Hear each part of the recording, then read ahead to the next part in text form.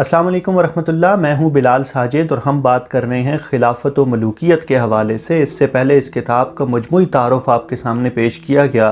اور اس کے بعد اس کتاب کے مختلف ابواب کی سمری سلسلہ وار انداز میں آپ کے سامنے پیش کی جا رہی ہے۔ اب ہم جس چیپٹر کو ڈسکس کر رہے ہیں اس میں خلافت سے ملوکیت کی طرف ٹرانزیشن کو ڈسکس کیا گیا ہے۔ اس سے پچھلے ویلاگ میں ہم نے یہ ڈسکس کیا کہ خلافت سے ملوکیت کی طرف ٹرانزیشن کا نقطہ آغاز کیا تھا، اور آج ہم یہ ڈسکس کریں گے کہ اس ٹرانزیشن کا پہلا مرحلہ کیا تھا۔ جیسا کہ ہم نے پچھلے ویلاگ میں عرض کیا کہ سیدنا عثمان رضی اللہ تعالیٰ عنہ نے خلیفہ بننے کے بعد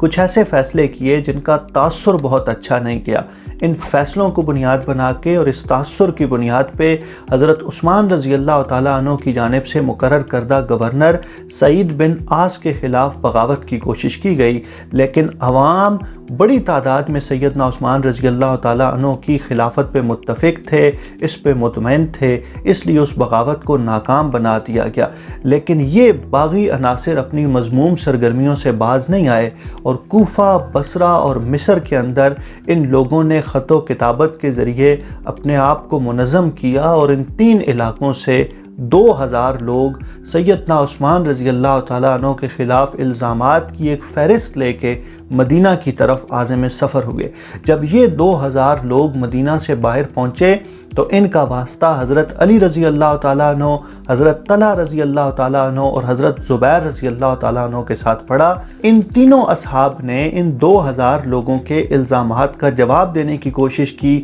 لیکن یہ لوگ حضرت علی، حضرت طلحہ اور حضرت زبیر رضوان اللہ تعالیٰ علیہم اجمعین کے جوابات سے مطمئن نہ ہوئے۔ یہ مدینہ میں گھس گئے اور انہوں نے حضرت عثمان رضی اللہ تعالیٰ عنہ کی رہائش کا، ان کے گھر کا گھیراؤ کر لیا۔ مدینہ کے اندر ان باغی عناصر نے بہت نامناسب حرکات کی۔ ام المومنین حضرت ام حبیبہ رضی اللہ تعالیٰ عنہ کے ساتھ بدتمیزی کی، بدسلوکی کی۔ حالات اس حد تک کشیدہ ہو گئے کہ ام المومنین حضرت عائشہ رضی اللہ تعالیٰ عنہ یہ کہہ کر مکہ تشریف لے گئیں کہ ان حالات میں مدینہ میں رہنا مناسب نہیں ہے۔ یعنی آپ یہ کہہ سکتے ہیں کہ یہ 2000 لوگ اسلامی ریاست کے کیپٹل میں دھرنا دے کے بیٹھ گئے، اور اس ہنگامہ آرائی کا آخری نتیجہ یہ نکلا کہ حضرت عثمان رضی اللہ تعالیٰ عنہ کی شہادت ہو گئی۔ اس باغی گروہ نے خلیفہ راشد حضرت عثمان رضی اللہ تعالیٰ عنہ کو شہید کر دیا، اور نہ صرف شہید کیا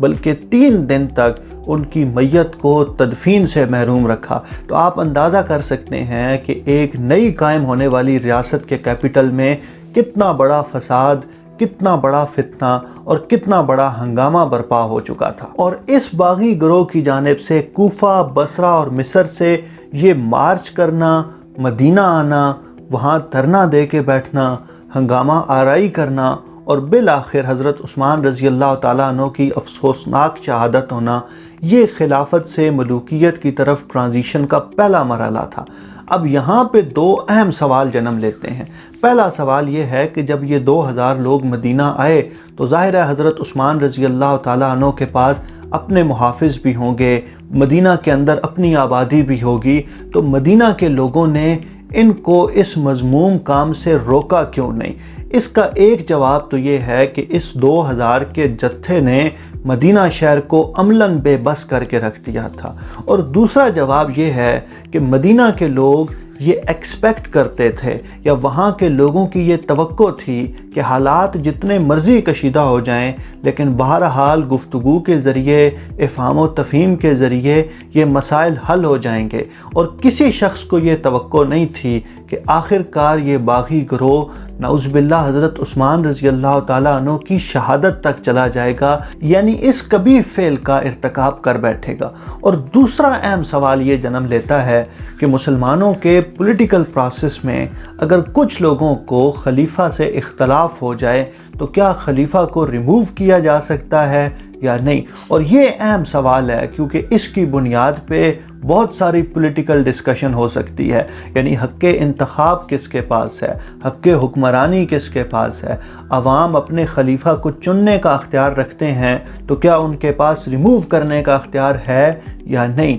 اور اگر ان کے پاس ریموو کرنے کا اختیار ہے تو وہ اختیار کس طرح سے پریکٹس ہوگا؟ عملاً اس کی صورت کیا ہوگی کہ لوگوں کو خلیفہ سے اختلاف ہے اور وہ اس کو ریموو کرنا چاہتے ہیں۔ یہ ذہن میں رہے کہ یہ سارے سوالات حضرت عثمان رضی اللہ تعالیٰ عنہ کے حوالے سے اسپیسیفک نہیں ہیں، بلکہ یہ پولیٹیکل پروسیس پہ سوالات ہیں، کیونکہ حضرت عثمان رضی اللہ تعالیٰ عنہ نے جو طرز عمل اختیار کیا وہ 100% درست تھا۔ حضرت عثمان رضی اللہ تعالیٰ عنہ کو مسلمانوں کی اجتماعیت نے خلیفہ چنا تھا، اور وہ خلافت سے اس لیے معزول نہیں ہونا چاہتے تھے کہ اس طرح سے ایک ایسا راستہ کھل جاتا کہ جب بھی 2، 4، 5، 10 ہزار لوگوں کے پاس یہ اختیار آتا وہ آ کے خلیفہ سے استعفیٰ کا مطالبہ شروع کر دیا کرتے۔ تو حضرت عثمان رضی اللہ تعالیٰ عنہ کا طرز عمل 100% درست تھا، اور اس وقت جو اکابر صحابہ حضرت عثمان رضی اللہ تعالیٰ عنہ کی مشاورت میں موجود تھے ان سب کی بھی یہی رائے تھی کہ اس گروہ کے مطالبات کے سامنے ہتھیار نہ ڈالے جائیں، اور اگر ہم نے یہ روایت قائم کر دی کہ ایک گروہ اٹھے اور وہ خلیفہ سے معزول ہونے کا مطالبہ کرے اور خلیفہ معزول ہو جائے تو یہ روایت بہت قباحتوں کو جنم دے گی۔ یہاں پہ یہ بات ایمفیسائز کرنا بھی ضروری ہے کہ اس پورے کرائسس میں، اس پورے ہنگامے میں حضرت عثمان رضی اللہ تعالیٰ عنہ کا طرز عمل ایک خلیفہ اور بادشاہ کے طرز عمل کو ڈفرینشیٹ کرتا ہے۔ حضرت عثمان رضی اللہ تعالیٰ عنہ اگر یہ چاہتے تو مسلمانوں کی فوج کو بلا کے، اس وقت کی آرمی کو بلا کے 2000 باغیوں کا سر کچل دیتے، اور 2000 باغیوں کا سر کچلنے میں کتنی دیر لگتی ہے، اور اگر حضرت عثمان رضی اللہ تعالیٰ عنہ خلیفہ راشد کی بجائے اس مسند پہ کوئی بادشاہ بیٹھا ہوتا تو وہ اپنا اقتدار بچانے کے لیے، اپنی بادشاہت بچانے کے لیے، اپنے اقتدار کو طول دینے کے لیے 2000 نہیں بلکہ 20,000 لوگوں کا خون بھی کرنے سے باز نہ آتا۔ خلیفہ اپنے آپ کو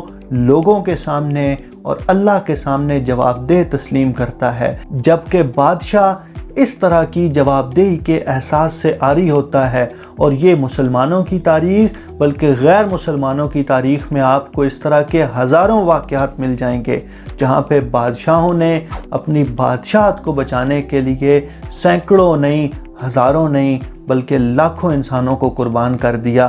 آج کی اس گفتگو میں اتنا، خلافت سے ملوکیت کی طرف ٹرانزیشن کے اگلے مراحل کیا تھے، اس میں کیا کیا واقعات پیش آئے، مختلف لوگوں کا کیا طرز عمل تھا، ان کو ہم آنے والی ویڈیوز میں ڈسکس کریں گے۔ آپ اپنا فیڈ بیک ضرور دیجئے۔ بہت شکریہ۔